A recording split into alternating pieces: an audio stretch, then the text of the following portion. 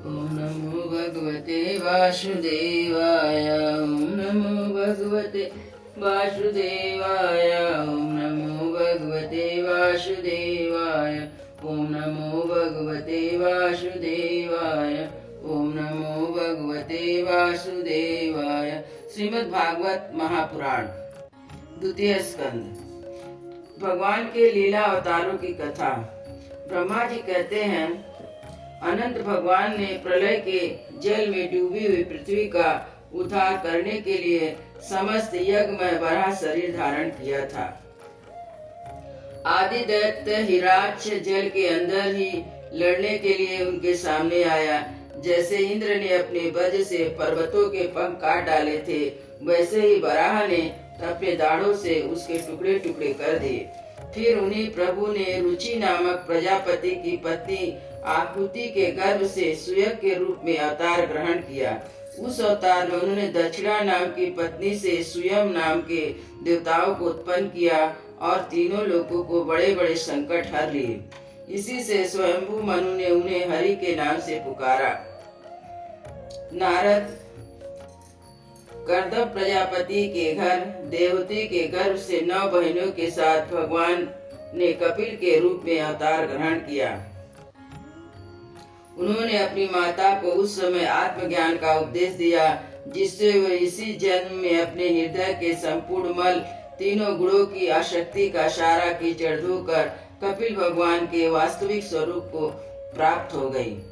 महर्षि अत्रि भगवान को पुत्र रूप में प्राप्त करना चाहते थे। उन पर प्रसन्न होकर भगवान ने उनसे एक दिन कहा कि मैंने अपने आप को तुम्हें दे दिया है। इसी अवतार लेने का भगवान का नाम दत्तात्रेय पड़ा। उनके चरण कमलों के पराग से अपने शरीर को पवित्र करके राजा यदु और सहस्ता अर्जुन आदि ने योग की भोग और मोक्ष दोनों ही सिद्धियां प्राप्त की। ब्रह्मा जी कहते हैं, नारद, सृष्टि के प्रारंभ में मैंने विविध लोगों की रचने की इच्छा से तपस्या की थी। मेरे उस अखंड तप से प्रसन्न होकर उन्होंने तप अर्थात वाले सन नाम से युक्त होकर सनक, सनंदन, सनातन और सनत कुमार के रूप में अवतार ग्रहण किया।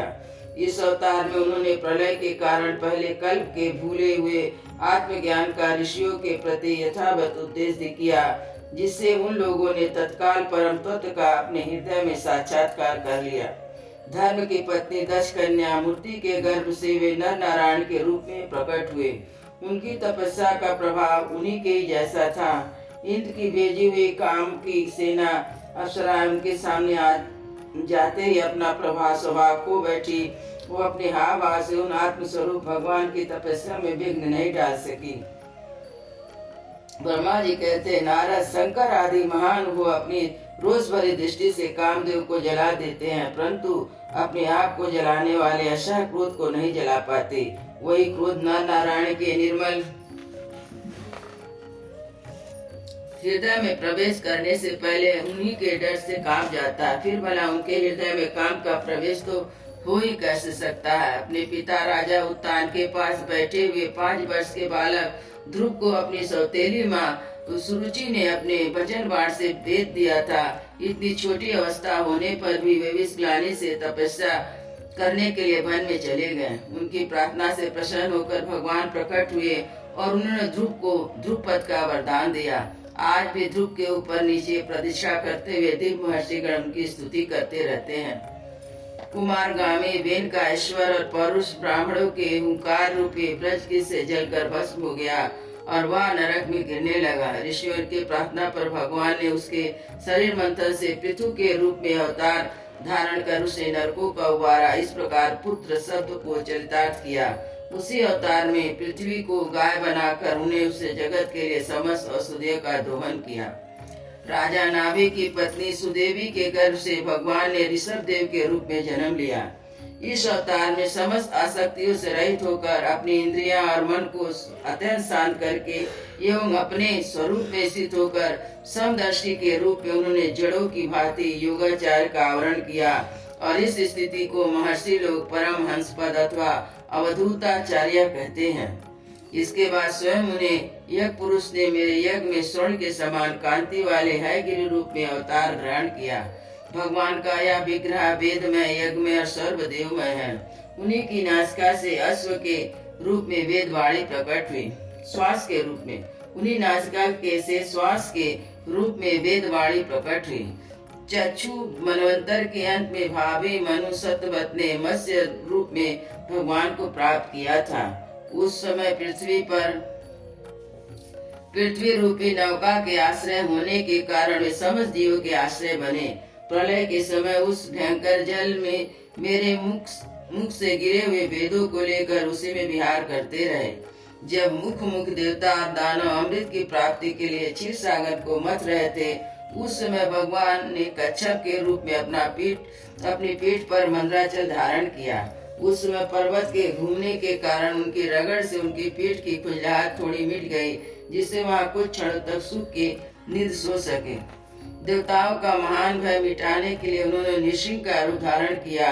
फड़कती हुई भवें और तीखे दाढ़ों से उनका मुख बड़ा भयानक लगता था। हिरण्याकश्यप उन्हें देखते ही हाथों में गदा लेकर उन पर टूट पड़ा। जिस प्रकार भगवान नृसिंह ने दूर से उसे पकड़कर अपनी जांघ पर डाल लिया और उसे छटपटाते रहने पर भी अपने नखों से उसका पेट फाड़ डाला। बड़ा भारी सरोवर में महाबली ग्रह ने गजन का पैर पकड़ लिया। जब बहुत थक कर वह घबरा गया, तब उसने अपनी सूंड में कमल लेकर भगवान को पुकारा, हे आदिदेव, हे समस्त लोकों के स्वामी, हे श्रवण मास से कल्याण करने वाले। उनकी पुकार सुनकर अनंत शक्ति भगवान चक्रपाणी गरुड़ की पीठ पर चढ़कर वहां आए और अपने चक्र से उन ग्रह का मस्तक उखाड़ डाला। इस प्रकार कृपा परवश भगवान ने अपने शरणागत गजेन की सूंड पकड़कर उसे विपत्ति से उसका उद्धार किया। भगवान वामन आदित्य के पुत्रों में सबसे छोटे थे, परंतु गुरु के दृष्टि से सबसे बड़े थे, क्योंकि यह पुरुष भगवान इस अवतार में बलि के संकल्प छोड़ते ही संपूर्ण लोगों को अपने चरणों से ही नाप लिया। वामन बनकर उन्होंने 3 पग पृथ्वी के बहाने बलि से सारा पृथ्वी ले ली, परंतु उससे यह बात सिद्ध कर दी कि सन्मार्ग पर चलने वाले पुरुषों को याचना के सिवा और किसी उपाय से समर्थ पुरुष भी अपने स्थान से नहीं हटा सकते, ऐश्वर्य से च्युत नहीं कर सकते। दैत्यराज बलि ने अपने सिर पर स्वयं वामन भगवान का चरणामृत धारण किया।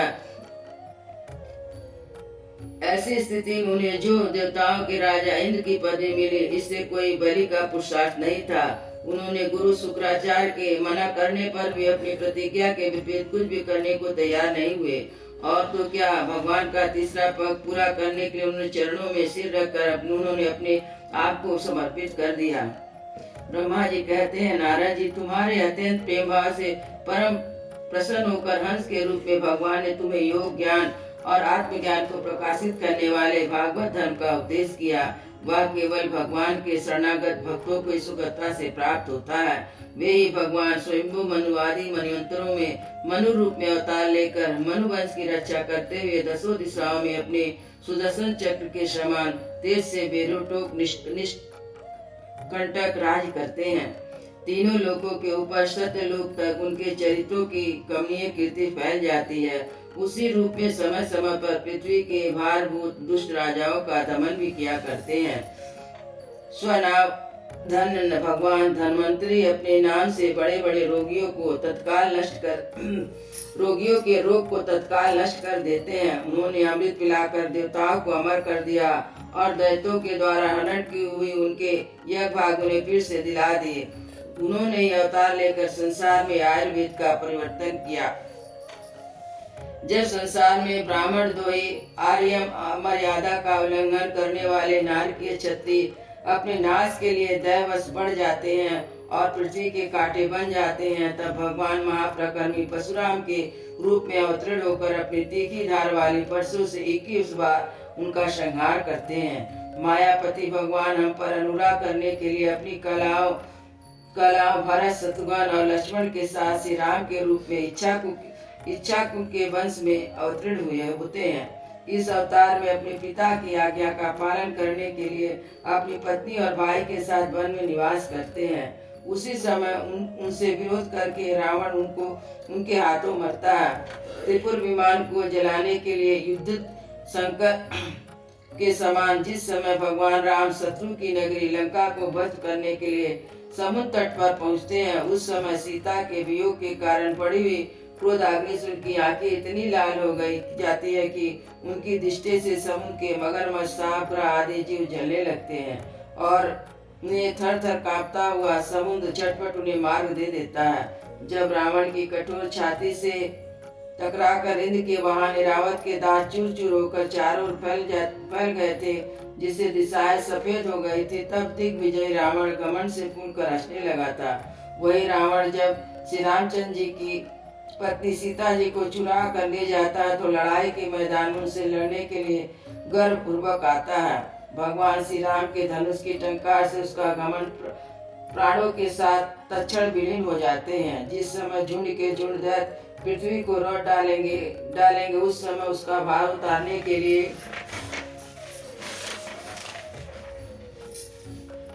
भगवान ने अपने सफेद और काले केश से बलराम और श्री कृष्ण के रूप में कला अवतार ग्रहण करेंगे।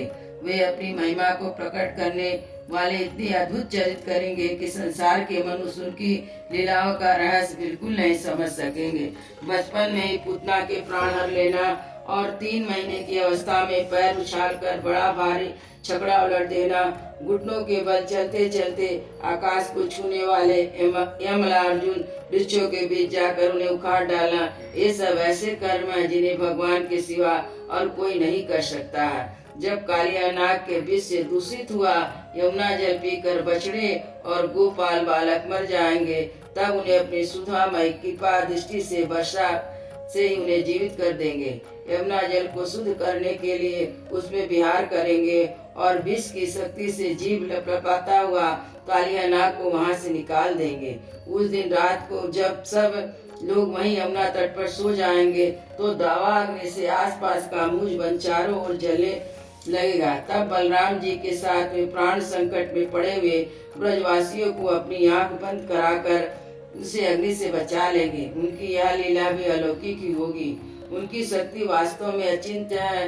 उनकी माता उन्हें बांधने के लिए जो जो रस्सी लाएंगी वो उनके उदर में नहीं पूरी पड़ेगी, 2 अंगुल छोटी ही रह जाएगी तथा जमाई लेते समय कृष्ण भगवान के मुंह में 14 भुवनों को देखकर पहले तो यशोदा भयभीत हो जाएंगी, परंतु फिर वे समझ जाएंगी। वे नंद बाबा को अजगर के भय से और वरुण के पास से छुड़ाएंगे। मैदानों का पुत्र भीमासुर जब गोपालों को पहाड़ी गुफा में बंद कर देगा तब उन्हें महावीर वहां से बचा लाएंगे। गोकुल के लोगों को जो दिन भर तो काम धंधों में व्याकुल रहते हैं, रात को थक कर सो जाते हैं, साधनहीन होने पर भी अपने परम धाम में ले जाएंगे। निष्पाप नारद ब्रह्मा जी कहते हैं, निष्पाप नारद जब श्री कृष्ण की सलाह से गोप लोग इंद्र का यज्ञ बंद कर देंगे तब इंद्र ब्रज भूमि का नाश करने के लिए चारों ओर से मूसलाधार वर्षा करने लगेंगे। उससे उनकी तथा पशुओं की रक्षा करने के लिए भगवान कृपा पर वसो 7 वर्ष की अवस्था में ही 7 दिनों तक गोवर्धन पर्वत को एक ही हाथ से एक छत्रक पुष्प की तरह खेल खेल में धारण किए रहेंगे। वृंदावन में विहार करते हुए रास करने की इच्छा से रात के समय जब चंद्रमा की उज्जवल चांदनी चारों ओर चिटक रही होगी, अपनी बांसुरी पर मधुर संगीत की लंबी तान छेड़ेंगे। उससे प्रेम विवश होकर आए गोपियों को जब कुबेर का सेवक शंखचूड़ हरण करेगा तब वे उसके सिर उतार लेंगे। और भी बहुत से प्रहलादसुर, धेनुकासुर, बकासुर, केशी, अरिष्टासुर आदि दैत्य, चारों आदि पहलवान, कुबलिया, पीड़ हाथी, कंस, कालेवन, भमासुर, मिथ्या वासुदेव, साल्प, द्विविद, बानर, बलबल, दंतवक्त, राजा नंगजीत के 7 बैल, संभासुर, विदुरथ, रुक्मी आदि सब, कंबोज, मत्स्य, कुरु, केकय, सृजन आदि देशों के राजा लोग एवं जो भी योद्धा धनुष धारण करके युद्ध के मैदान में आएंगे, वे सब बलराम, भीमसेन, अर्जुन आदि नामों की आड़ में स्वयं भगवान के द्वारा मारे जाकर उन्हीं के धाम में ले जाएंगे। समय फिर से लोगों की समझ कम हो जाती है, आयु भी कम होने लगती है। उस समय जब भगवान देखते हैं कि अब लोग मेरे तत्व को बतलाने वाली वेदवाणी को समझने में असमर्थ होते जा रहे हैं, तब प्रत्येक कल्प में सत्यवती के गर्भ में व्यास के रूप में प्रकट होकर वेद रूपी वृक्ष का विभिन्न शाखाओं के रूप में विभाजन कर देते हैं। देवताओं के शत्रु दैत्य लोग भी वेद मार्ग का सहारा लेकर मैदानों के बनाए हुए अदृश्य वेग वाले नगरों में रहकर लोगों का सत्यानाश करने लगेंगे। तब भगवान लोगों की बुद्धि में मोह अत्यंत लोभ उत्पन्न करने वाला वेश धारण करके बुद्ध के रूप में बहुत से उपधर्मों का उपदेश करेंगे। कलयुग के अंत में जब सत्पुरुषों के घर भी भगवान की कथा होने में बाधा पड़ने लगेगी, ब्राह्मण, क्षत्रिय तथा वैश्य पाखंडी शुद्ध राजा हो जाएंगे। यहाँ तक कि कहीं भी स्वाहा सुधा और षट्वकार की ध्वनि देवता पितरों के यज्ञ श्राद्ध बात तक नहीं सुनाई पड़ेगी। तब कलयुग का शासन करने के लिए भगवान कल्कि अवतार ग्रहण करेंगे। जब संसार की रचना का समय होता है तब तपस्या नौ प्रजापति, मारीच आदि ऋषि और मेरे रूप में जब सृष्टि की रक्षा का समय होता है तब धर्म, विष्णु, मनु देवता राजाओं के रूप में तथा सृष्टि के प्रलय का समय होता है तब अधर्म, रुद्र और क्रोधवश नाम के सर्प एवं दैत्य आदि के रूप में सर्वशक्तिमान भगवान की माया विभूति प्रकट होती है। अपनी प्रतिभा के बल से पृथ्वी के एक एक धूलि कण को गिन चुकने पर भी जगत में कौन ऐसा पुरुष है जो भगवान की शक्तियों की गणना कर सके। जब वे त्रिविक्रम अवतार लेकर त्रिलोकी को नाप रहे थे उस समय उनके चरणों के अदम वेग से प्राकृत रूप अंतिम आवरण लेकर सत्यलोक तक सारा ब्रह्मांड कांपने लगा था। तब उन्होंने अपनी शक्ति से उसे स्थिर किया था। समस्त चीज की रचना और संहार करने वाले माया उनकी एक शक्ति है। ऐसी ऐसी अनंत शक्तियों के इस आश्रय उनके स्वरूप को ना मैं जानता हूँ, ना ये तुम्हारे बड़े भाई सनकादि, फिर दूसरे तो कहना ही क्या है। आदि देव भगवान से सहस्र मुख से उनके गुणों का गायन करते आ रहे हैं, परंतु वे भी अब उनकी अंत की कल्पना नहीं कर सके। वे निष्कपट भाव से अपना सर्वस्व अपने आप को उनके चरण कमलों में निछावर कर देते हैं। उन पर भी अनंत भगवान स्वयं ही अपनी ओर से दया करते हैं। उनकी दया के पात्र उनकी विस्तर माया का स्वरूप जानते हैं और उसे पार पा जाते हैं। वास्तव में ऐसे पुरुष ही कुत्ते और सियार के कलेवर रूप अपने और पुत्र आदि के शरीर में यह मैं हूँ, यह मेरा ऐसा भाव नहीं करते। प्यारे नारद, परम पुरुष की उस योग माया को मैं जानता हूँ तथा तुम लोग भगवान शंकर, दैत्य कुल भूषण प्रहलाद, शत्रुपा, मनु पुत्र प्रियव्रत आदि प्राचीन ब्रही, रिभु और ध्रुव भी जानते हैं। इसके सिवा इच्छाकु, पूर्वा, मुचुकुंद, जनक, गाधी, रघु, अम्बरीश, सगर, यति आदि, मंधाता, अलर्क, सद्धनवा, अनु, रतिदेव, भीष्म, बलि, अमूर्त्रय, दिलीप, सौभरी, उत्तंग, शिवी, देवल, पिपलाद, सारस्वत, उद्धव, पराशर, भूरिशेण एवं विभीषण, हनुमान, सुखदेव, अर्जुन, अष्टसेन, विदुर और सुतदेव आदि महात्मा भी जानते हैं। जिन्हें भगवान के प्रेमी भक्तों का सा स्वभाव बनाने की शिक्षा मिली है, वे स्त्री, शुद्ध, हूढ़, वीर और पाप के कारण पशु पक्षी आदि योनियों में रहने वाले भी भगवान की माया का रहस्य जान जाते हैं। इस संसार सागर से सदा के लिए पार हो जाते हैं। फिर जो लोग वैदिक सदाचार का पालन करते हैं उनके संबंध में कहना ही क्या। परमात्मा का वास्तविक स्वरूप एक रस शांत अभय केवल ज्ञान स्वरूप है। ना उसमें माया का मल है, ना उनके द्वारा रची हुई विषमताएं हैं। वह सत असत हो दोनों से ही परे है। किसी भी वैदिक या लौकिक सब की वहाँ पहुँच नहीं है। अनेक प्रकार के साधनों से संपन्न होने वाले कर्मों का फल भी वहाँ तक नहीं पहुँच सकता। और क्या स्वयं माया भी उनके सामने नहीं जा पाती, लजाकर भाग खड़ी होती है। परम पुरुष भगवान वही परम पद है। हम महात्मा लोग उसी का सुख रहित अनंत आनंद स्वरूप ब्रह्म के रूप में साक्षात्कार करते हैं। संयमशील पुरुष उसी में अपने मन को समाहित करके स्थित हो जाते हैं। जैसे इंद्र स्वयं मेघ रूप से विद्यमान होने के कारण जल के लिए कुआं खोदने की कुदाल नहीं रखते, वैसे ही भेद रूप करने वाले ज्ञान साधनों को भी छोड़ देते हैं। समस्त कर्मों के फल भी भगवान को ही देते हैं, क्योंकि मनुष्य अपने स्वभाव के अनुसार शुभ कर्म करता है, वह सब उन्हीं की प्रेरणा से होता है। इसी शरीर में रहने वाले पंचभूत के अलग अलग हो जाने पर जब शरीर नष्ट हो जाता है तब भी इसमें रहने वाला जन्मा पुरुष आकाश के समान नष्ट नहीं होता। ब्रह्मा जी कहते हैं, बेटा नारद, संकल्प से विश्व की रचना करने वाले सठ ऐश्वर्य संपन्न श्री हरि ने मैंने तुम्हारे सामने संक्षेप में वर्णन किया है। जो कुछ कार्य कारण अथवा भाव अभाव है वह सब भगवान से भिन्न नहीं है, फिर भी मनुष्य तो इसमें पृथक भी है। भगवान ने मुझे जो उपदेश किया था वह ही भागवत है। इसी भगवान की विभूति का संक्षिप्त वर्णन है, तुम इसका विस्तार करो। जिस प्रकार सबके आश्रय स्वरूप भगवान श्री हरि में लोगों की प्रेममयी भक्ति हो, ऐसा निश्चय करके इसका वर्णन करो। जो पुरुष भगवान की अचिंत्य शक्ति माया का वर्णन दूसरों के द्वारा किए वर्णन का अनुमोदन करते हैं अथवा श्रद्धा के साथ श्रवण करते हैं, उनका चित्त माया से कभी भी मोहित नहीं होता। अयोध्या श्री राम लला की जय, वृंदावन बिहारी लाल की जय, सतगुरु महाराज की जय।